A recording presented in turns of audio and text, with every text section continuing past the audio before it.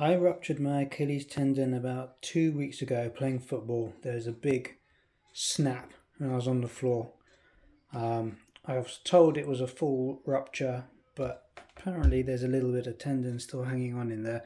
I thought I would share hints and tips that I've learned in these last couple of weeks, just certain things that will make your life easier. First of all, sleeping in this thing was a massive pain in the butt. It's really uncomfortable. What I figured out was loosening these straps, especially just here and here, made a big difference. I'd also over tightened the toe strap, so my toe was sort of getting cut off in terms of blood supply. So just loosening it a bit, but making sure that you can't still move your foot upwards was really helpful.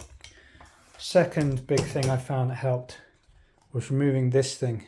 Hospital gave me this, which was inside the boot, and this actually increased the pressure on the top of my foot, and it was causing quite bad bruising and chafing in there. I believe this has been designed to reduce chafing, but as soon as I took this out, I was like, wow, that's so much more comfortable without it. But do check with your doctor if that's what you're supposed to do. Second thing to help at night was buying this. This is the Thetis splint, night splint it's called. Specifically designed for Achilles rupture. It means you can take the boot off. It goes over the foot, you strap it in nice and tightly. It's just easier to sleep in. Obviously it's not as robust as the boot, so again, check with your doctor. But that is what it's designed for. If you're really struggling to sleep, that can help. The other good thing about this splint I found is I wear this in the bath, and it's a lot easier than the alternatives. You just strap your foot in nicely, you can have a normal bath, which is amazing. The next thing was the morning and the injections. If you've been given blood thinning injections to do, they are horrible, especially if you're not used to it. What I found was I ordered a load of these little ice blocks, really cheap, like a £5 on Amazon, and you keep them in the freezer. In the morning, you just stick it on your belly, use your underwear elastic to hold it down, stick it there for about 3 minutes, and then you don't feel the needle at all. It's a real game changer.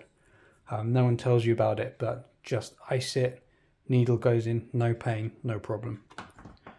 Next is just stuff to kind of make your life easier. So I changed my house slightly, as in I put a banister up the stairs, just screwed it into the wall, very simple banister from Wix to help me getting up and down the stairs.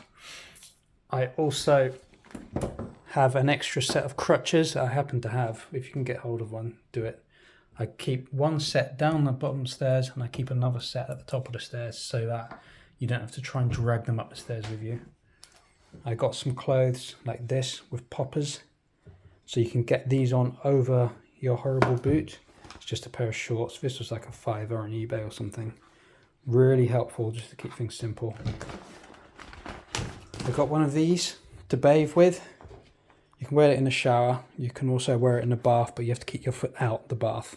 That was great at first, but I've moved on to using this splint so I can have a normal bath, so that's even better. Next thing is, if you're moving around a lot trying to do stuff, just put a bag around your neck and you carry stuff in the bag that allows you to get from A to B with stuff.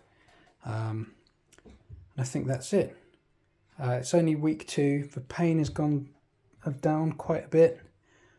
Sleeping a bit better, enjoying baths, and yeah, just make things easier for yourself when you can. One more thing.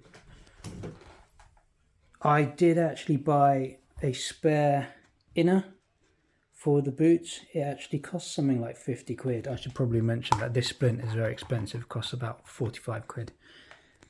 And the inner was the same. These boots, when you're given them, come with a spare liner, but not this inflatable thing. And just for ease of switching between one to the other, I bought myself a new inner, so I would just have to switch the inner over without mucking about with this inflatable sort of piece as well. That just makes things easier. What I would recommend is looking on eBay, because people are selling this whole boot, including liner and extra inner. You can find it from anything like 20 quid up. So if someone's selling one, it's usually in good condition, get it, then you've got spares. You are supposed to be able to swim or get this boot wet as well. So down the line, if you're able to do a bit of exercise, it might be useful to have a spare one that you can just change into. That's the end of my tips. Thanks.